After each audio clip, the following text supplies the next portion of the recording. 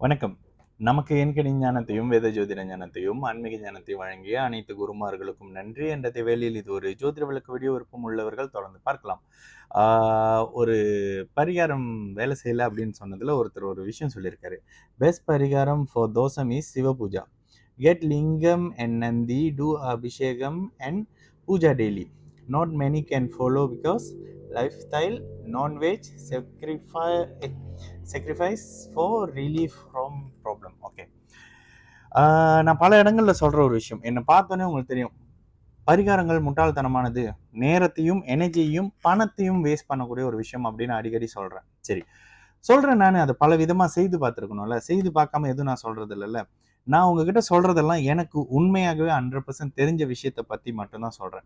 ஏன்னா பரிகாரம் எனப்படுவது ஒருத்தருடைய மனதை ஆறுதல் படுத்துறதுக்காகவும், பரிகாரம் பண்றவரோட பாக்கெட்டை நிரப்புறதுக்காகவும். இந்த ரெண்டே 2 ஆப்ஷன் தான். ஓகேங்களா? நிறைய பேர் இந்த கமெண்ட் போடுறீங்க. பட் இவர் வந்து ஜென்யூனா நேரடி கமெண்ட் கொடுத்திருந்தாரு. ஒருத்தர் வந்து பரிகாரம் வேலை செய்து ஹாஃப் பாயில் அப்படின்னு கமெண்ட் கொடுத்துறாரு. அது வந்து அந்த அல்காரிதமே வந்து அவரோட கமெண்ட் பார்த்து ஃபில்டர் பண்ணி வச்சிருந்துச்சு. நான் எதையும் ஃபில்டர் பண்றது இல்ல. அப்போ நேரடியாக முகத்தை காட்டி கமெண்ட் கருத்துக்களை சொல்ல முடியாத, எல்லா இடத்துலயும் போய் தப்பு தப்பா கமெண்ட் பண்ற தற்கூரி அது. ஓகேங்களா? சரி, இப்ப இவருடைய கேள்வி. பூஜை புனஸ்காரம் அப்படின்னு சொல்லப்படுவது உங்களுடைய இதே மாதிரி ஒரு கமெண்ட் ஒண்ணு பார்த்தேன். அப்ப நான் மெடிடேஷன்ல இருக்கேன், கடுமையான ஆன்மீக பயணத்துல இருக்கேன். அது எந்த விதமான பாதிப்புகள்ல இருந்தும் என்னை காப்பாற்றாதா அப்படின்னு கேட்குறீங்க.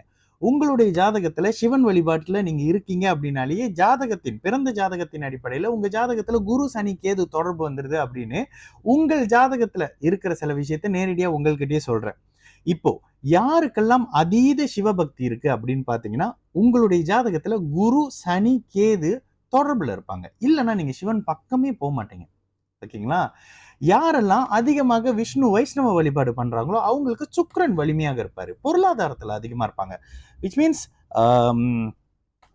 சிவன் வாழ்க்கையின் பிற்பகுதியில முக்தி நிலையை பிறப்பறுக்கும் விஷயங்களை செய்யறவர் சிவன். இது ஜோதிடத்துல இருக்கக்கூடிய விஷயம் இல்லை. ஆனா நான் உங்களுக்கு சொல்றேன். சிவன் வந்து பிறப்பறுத்து வாழ்க்கையில மீண்டும் பிறவா நிலையை கொடுக்கக்கூடிய, முக்தி நிலையை கொடுக்கக்கூடிய ஒரு துறவி சிவன். ஓகேங்களா?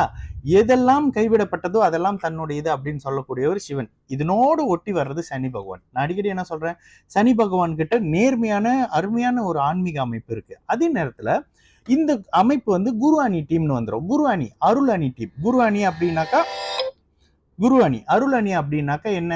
பொருளாதாரத்தை எதிர்பார்க்காத, வாழ்க்கையில சில அமைப்புகளை மட்டும் எதிர்பார்க்கறது அப்படின்னு வந்துடும். அதே நேரத்துல வைஷ்ணவ அணின்னு பாத்தீங்கன்னா அவங்க கடுமையான அந்த விஷ்ணுவை நோக்கியான அமைப்புகள் இருக்கும். அவங்களே நிறைய பிசினஸ் வியாபார அமைப்புகள் செய்வாங்க. இப்போ நீங்க எந்த கடவுளை கும்பிடணும்ன்றதையே கும்பிடுறீங்க விருப்பப்பட்டு அப்படின்றதே உங்களோட பிறந்த ஜாதகம் தானே சொல்லுது. அதனோட அடிப்படையில செவ்வாய் வலுத்தவர்கள் மேஷ விருச்சிக லக்ன ராசிக்காரர்கள் சொல்லாமலே முருகன் வழிபாடு பண்ணிக்கிட்டு இருப்பீங்க. யார் இதெல்லாம் உங்களுக்கு சொல்லி கொடுத்தா? உங்களுடைய ஜாதகத்துல என்ன இருக்கோ அதை நீங்க செய்வீங்கங்க. அதே ஜாதகத்துல லக்னத்துல சனி இருந்தா கடவுளே இல்லைன்னு சொல்வீங்களே.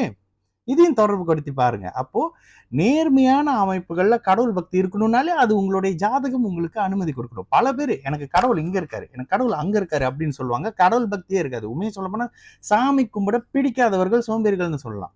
அவங்க தான் கடவுள் மறுப்பாளர்கள்னு வருவாங்க. அதுல இன்னும் கொஞ்சம் முத்தி போய் இந்து மதத்துக்கு மட்டும் வெறுப்பாளர்கள் அப்படின்னு வந்துடுறாங்க. அது வேற ஒரு விஷயம். ஆனா நீங்க எந்த கடவுளை கும்பிடணும், என்ன உங்களுக்கு நடக்கணும், எது கிடைக்கணும் அப்படின்றதே ஜாதகம் தாங்க முடிவு செய்யுது. அந்த பிறந்த ஜாதகத்தை கடவுள் நிர்ணயம் பண்றாரு. அப்போ பரிகாரம் செயல்படலைங்க. நான் நிறைய பண்ணி பார்த்துட்டேங்க. விதவிதமா பண்ணி பார்த்துட்டேன். அதுல உங்களோட எனர்ஜியும் காசையும் வேஸ்ட் பண்ணாதீங்க அப்படின்னு சொல்றது தான் இந்த வீடியோவின் பதிவே. சரிங்களா? நல்லது நடக்கும். எல்லோரும் நல்லா இருப்போம். வணக்கம்.